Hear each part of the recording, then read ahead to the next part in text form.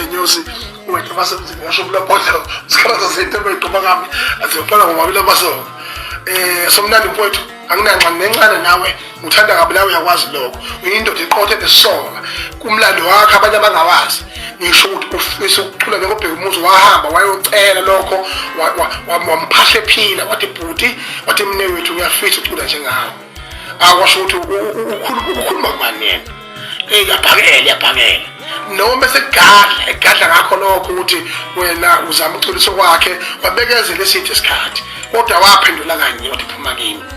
inkinga mase uphendula-ke uba namawala akhe kodwa-ke cha kwaba mnandi lo mdlalo nenyuka naye phambili yabona nakugcwenisa kwaba isifanayo kodwa ngifuna ngamanga inhlonipho nawo lesihloko naso umculo oqala ukuqhakambisa ama-CD ama-DVD